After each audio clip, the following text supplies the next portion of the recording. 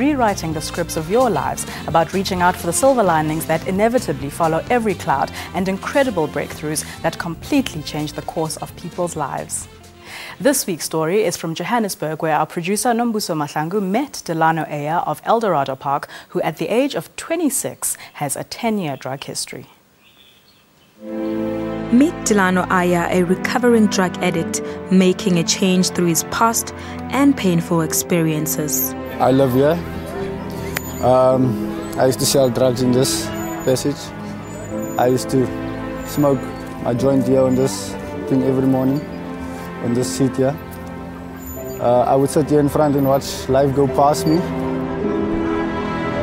Since his own dreams of being a soccer player were shattered by his then alcoholic father, little did Delano Aya, a 26-year-old from Eldorado Park in Johannesburg, know that he would one day help many other young boys around his community realize their dreams.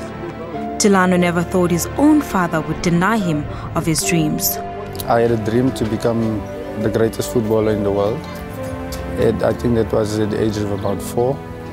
And, you know, every day you would find me with a ball. You would find me talking about football on my own. I was obsessed. You know, it was like being locked up in a room with a ball. And all you could do was play. Knowing from a young age that all he wanted to do was play soccer, Delano kept on his passion, ignoring all the bad things happening around him.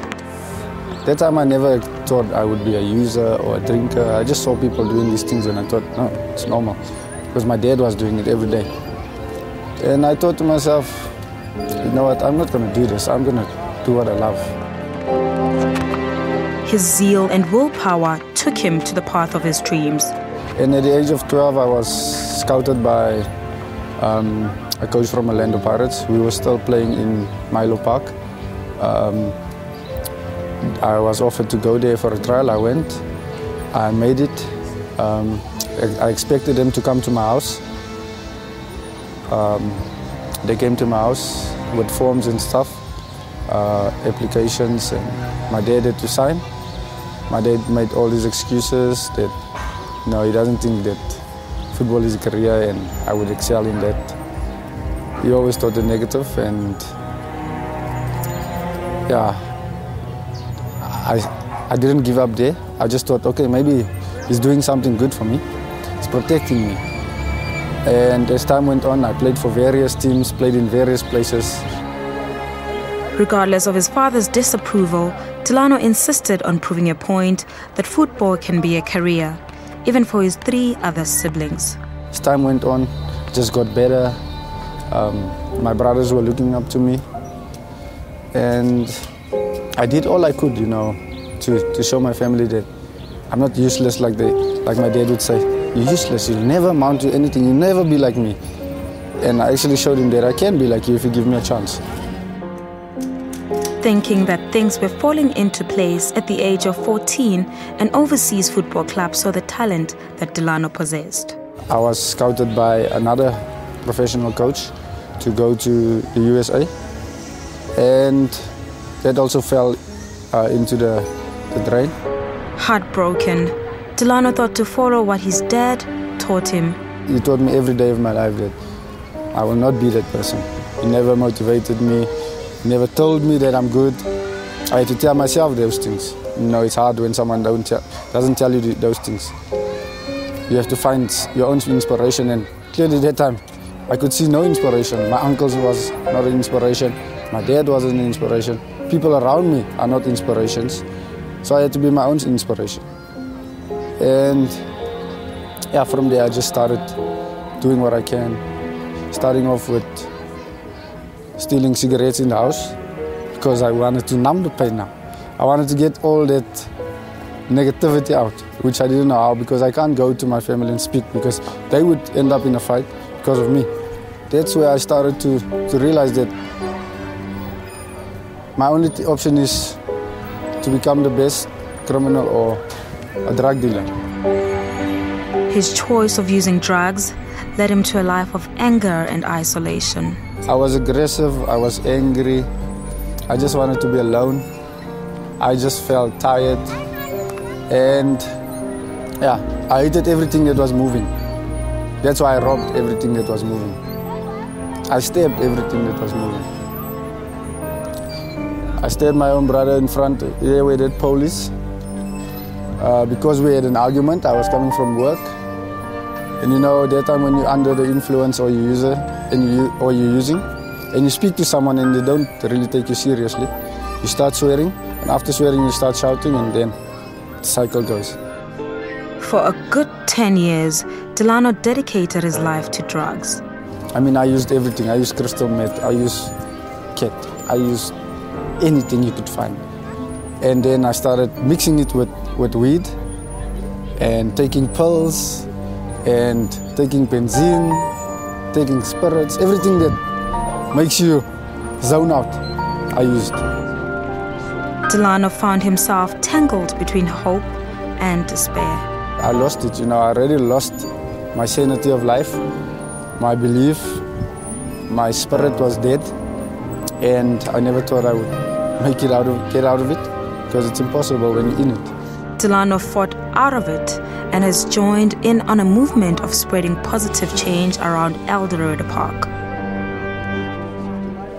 Tough love is sometimes the best kind of love we can give. It hasn't been smooth sailing for Delano and his father, and after the break, we get to know a little bit more about Delano and the rest of his family.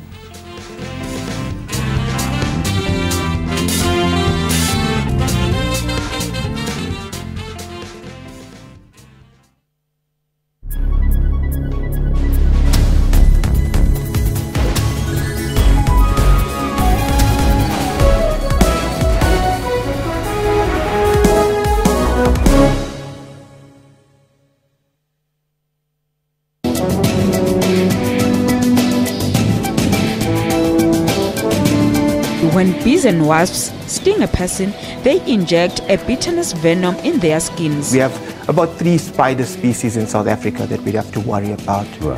Button spiders, which include, the black widow spiders, your sac spiders, and your violent spiders. That venom is in your system, it's in your muscle tissue. And the more your heart beats, the faster your heart beats, the faster the blood is going to circulate, and consequently it's going to get that venom into your system faster. If you see a snake like this, the best thing to do is to just stay away from it and contact somebody that specializes in removing venomous snakes. Join me on Health Talk every Saturday morning between 9 a.m. and 10 a.m. as we unpack current health stories. Several thousand migrants are adrift in boats in Southeast Asian seas. The refugees have been abandoned at sea by human smugglers with little food and water. The UN has appealed to the governments of Thailand, Indonesia and Malaysia to act quickly to avert a massive humanitarian crisis. Leaders will meet in Dar es Salaam on Wednesday to discuss the political crisis in Burundi. At least 19 people have been killed and more than 200 wounded during violent protests against President Nkurunziza's bid for a third term. Primetime News, daily at 6 p.m.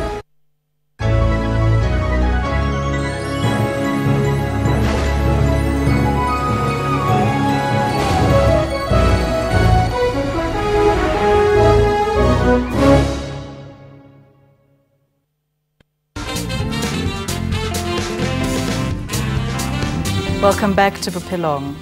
We're talking drug addiction and the harrowing lows it drags families through with Delano Aya's story. But there is always a silver lining. Only the strongest survive the road to recovery, but they do survive. Delano Aya today celebrates 2 years of sobriety after being an active drug user for about 10 years. He's now head coach of a local football club, Growing Champions. I was a horrible person, inactive, and I can clearly say that I am actually one of the greatest leaders now. Despite the bad relationship he had with his parents, Delano is not only cleaning his life from drugs, he's also fixing his relationship with his parents. We're working on it. You know, it doesn't happen overnight where you're going to forgive your dad for what he did or forgive your mom for what they did. It takes time to heal. And if they show you that they're serious about this process, like I am, about recovery, I've never relapsed. This is my first time I'm in recovery. And people always tell me that it's impossible, it's impossible. Then they relapse 10 times and they get up again. It's possible if you make it possible. Clean and not putting down the fighting gloves, this was Delano's turning point. What basically pushed me to stop using was the belief. No, I would be so high, out of my mind. I wouldn't sleep. Like I would be awake from now, right through. Everyone would sleep or have a place to smoke, right? I would sit in that corner till the sun comes out, alone, sitting in that corner. People would come and buy chips and stuff from my house. And I would just sit there and look at them, and inside I'm killing them. You know, that feeling of, like inside you're ripping these people apart. But outside I'm not that person, you know, I know. And I strongly believe that there was always something that I believed in that was greater than myself. Samantha Tolmore, founder of Growing Champions, met Delano at his darkest point. His younger brother had the opportunity to follow the dream that he had wanted, and his dad had denied him at the time. But because we had worked with his father, and his father had become much more enlightened and also started to look at a bigger future for his children, he was allowing the younger son to pursue football as a future. And Delano's love for his younger brother and his passion for him and his belief in him taking this dream on really struck me. It was amazing to see that he wasn't resentful and bitter towards his brother taking the dream that he'd lost. With the help of Sam Kanan, his younger brother was also scouted by a foreign team. Delano saw himself in him. My third eldest brother came into the play where he said to me, you know, you were a good player. And I listened carefully to his words. He said, you were. And I actually realized that many people have seen that I've lost it, the ability to become the greatest, to follow my dream. And that's where he picked up my dream. And today he's playing in the biggest academy in Africa. And that's something wonderful for me, you know, to see him taking forward the dream that I left behind. Delano opened up to Sam about his drug struggle after his brother left for the football academy in Ghana. Through my brother's move, the current owner of Growing Champions now, Samantha Tolmore, she recognized the talent in this place and the struggle, first of all. And you know, people are always turning a blind eye on what's happening because we want life to be what we think it is. And she told me straightforward that you have a problem and do you want help?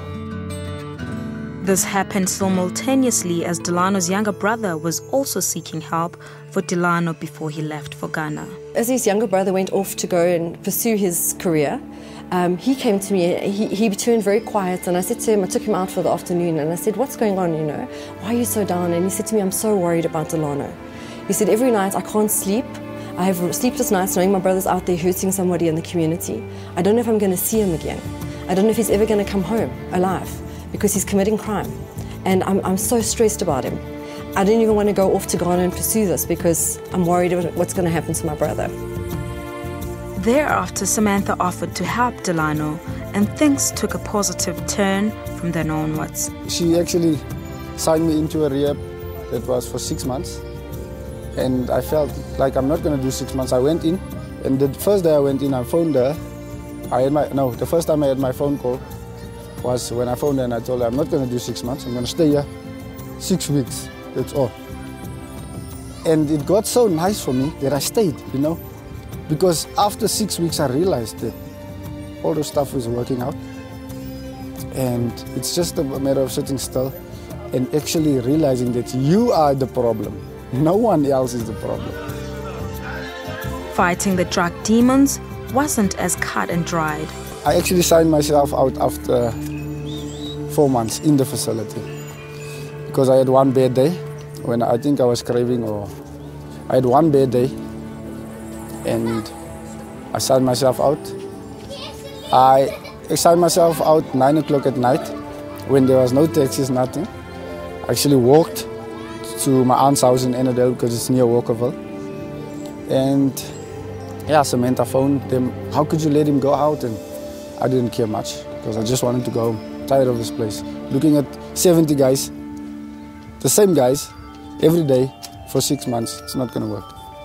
But I could do that using the same people every day for 10 years. See how easy it was to break. After returning, Delano's mother did not believe that he was fit to be out on the streets until she saw his determination. I still kept doing the right thing. I went to the stadium, I coached the boys just to keep myself safe because I knew if I took the wrong turn here, I would use. Anywhere where I turn besides here, I would use. Because it's happening here, it's happening there. It's all they do. And Samantha came that night, she told me, you know what, you have to go back. She said, I fought it, I fought the system, didn't want to go back, but eventually I made my mind up to go back. But the rehab wouldn't allow me back because they have already given my bed to someone else. And then I had to think to myself that, what do I do now? Because I haven't won people's trust back. My family is still disappointed. Samantha's disappointed. And I thought to myself, why am I the only one doing this? They're not putting pressure on everyone. But then little did I realize, because I have the potential to change, to do things. I have the heart to actually change my life.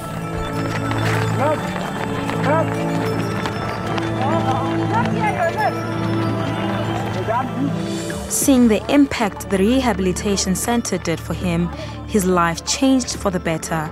Despite all the ups and downs, his community started trusting him and he resumed to chase his dream. Although this time he was not just chasing his, but also of the young ones from his community. For me, addiction is like I said, being locked up in a cage with a lion and expecting the lion not to eat you. Every day you'll do the same thing and you keep getting the same results. So that's what I'm teaching the boys. Samantha then allowed Delano to help out with the local football team. It's a fight that I'm in for a lifetime. I can never put my gloves down because I'll get knocked out. Congratulations to Keenan and his brother on their talents and accomplishments. The right to dream, whether it's about football or a prosperous life and overcoming your life circumstances, is our inherent rights as individuals as long as we're still breathing. And let it be known that Delano and Keenan's dad is not perfect. He's also currently fighting his own battle with alcohol, inspired by his son. And most probably because of this is one of the reasons why he's been so stern with the boys, so that they can have a far better life than he has, and as parents, that is all that we aspire to.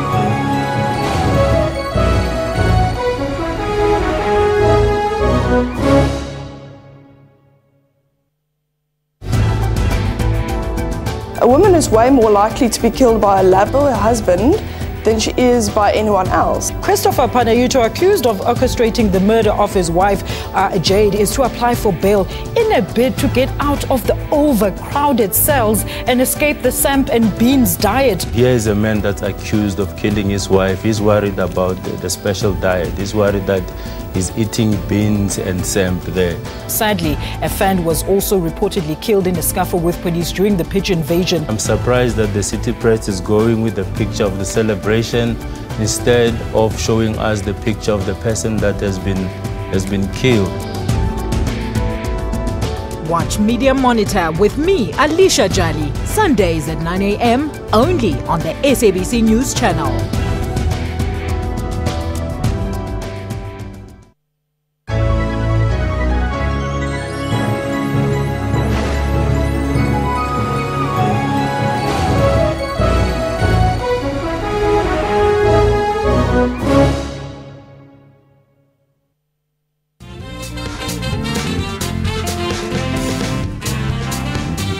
Hello again, you're watching Bophelong.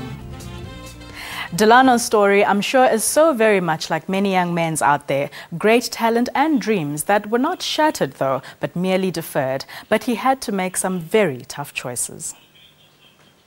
Growing Champions House Rules. I'm a member of this group. I belong here. It is my home. This is a loving and safe space for me and everyone.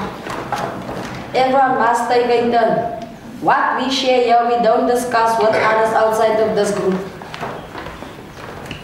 We are here to help each other grow. We treat each other with respect. Beautiful.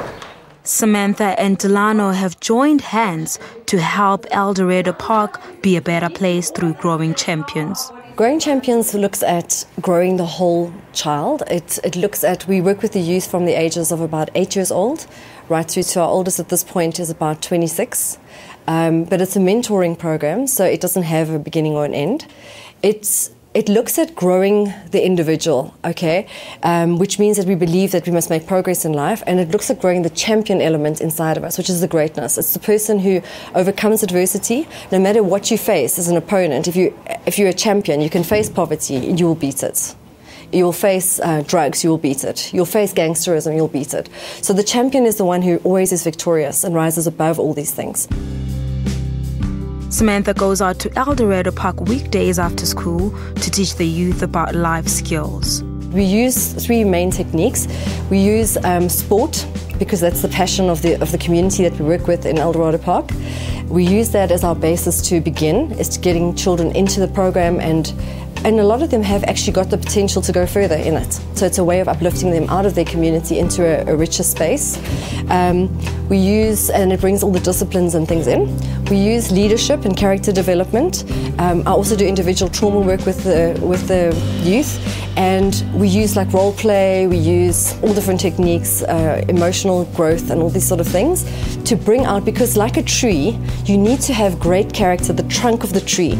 You know, your roots are like the faith based into the ground, sucking out of the earth, but your trunk has to be your character. You can have the most amazing skills, which is all your branches that you grow. You can have great sport, great academics, but if you don't have the character to make right choices, have a vision of where you want to go, you're not going to be able to stand for very long, no matter how many fantastic skills you have. And then the third thing we look at is academics. We try very hard to give our boys academic support, to get them extra tutoring in, and to make them focus on moving themselves forward in life, so open other doors. So we use all of that, but the main thing is looking at each individual, understanding their passions in their lives, understanding their family setup, and then being able to enable them to become their own leaders. So we're growing leaders through this. Okay? And in an aggressive way. You are going to be passive. Anything that's... Samantha studied the community's needs before formulating a solution strategy. When I first met Delano, he was in active addiction, and I went into his home to sort out some things with his brothers, but also to go and look at what was actually happening in the community. I realized that I didn't have a full understanding. I was teaching how to assert yourself and how to stand up for your rights and be responsible, and these children were facing abuse every day. Now, if you stand up assertive against an abuser, you're going to get hurt. And I realized, talking to them, that what I was trying to teach wasn't sitting well with what they were actually facing, and I didn't understand enough of what they were facing. So I went into the community for 3 months, and I interviewed people all over the community to understand what was really going on. Closely monitoring Delano's growth, this is what Samantha had to say. It was amazing to see that he wasn't resentful and bitter towards his brother taking the dream that he'd lost, because it was his dream from 4 years old. He was phenomenal. I mean, he's got as I said, he's got a record at the league of having the highest goal scored in a game, 11 goals from him. You know, he's an amazing striker. So to give up on that is incredibly painful. The pain he carried left him as he was determined to let go of it. Tenaciously, Delano has his fighting gloves on, and everyone sees a change, including his mother. I'm so happy to see my Delano like this, free of drugs. Those were black times. He is a great leader. I feel like I have my son back. I'm so proud of him. It's meant for me to be not the next youth leader, no, the next youth creator, the dream chaser. That's what I am. I'm chasing a dream so I can share it with all of my boys. I put aside one dream, my own dream, to create many. Samantha has given him a new name as he has proven to everyone that it is possible. My name for him now is Warrior Man. And I say he's a warrior because he really fights. I've seen that personal fight day by day. You know, the darkness that comes over you sometimes when you've been so wrapped in these places. And as you come off drugs, well, the hardest part is that all the pain that you've been through, all the abuse that you've been through, that you've been hiding and pushing down with the drugs that numb it, comes to the surface. And now you have to face it. and that's incredibly painful. It's more painful than being on drugs, I think. So it takes so much courage. So that's why for me he's a real warrior, and the man in him has come out. Here's the warrior's quick and clear message to the youth. For those kids that haven't tried drugs, don't. For those kids that have, it's not over. Besides playing soccer, the senior team of growing champions relaxes by baking scones with the help of Sam's kids. This is what they had to say about Delano's inspiring life. It's inspired me because it shows me that you can come from nothing and go so far. I mean, he's really, really good at soccer, and he wouldn't be as far as he is today if it wasn't for all his bad behavior. And it's inspired me because he can show me that if he can come from nothing, I can go from anywhere. He's an inspiration to all of us. I mean, we come out of the same area, so to see a person change his life like he changed his life is a positive influence towards us as youngsters, because we were almost on the same path he went through, and we saw what it did to him, so we don't want to go through the same thing. From the whole champions, I'd say thanks Coach T, champion for life. There was some times when I felt like giving up, and he was there to support me. He gave me strength to carry on. My coach is a good inspiration to me because we came from the same environment. I went into the same footsteps, and he encouraged me to come out there to change my life, and I did it. I'm just so proud of him because I've seen how hard he's fought, and I could see how he's really been struggling a lot, but he's fought so hard, and I'm really proud of him, and I just want to say well done. With the grass looking greener, well done, Delano, for choosing a life which is now changing many more.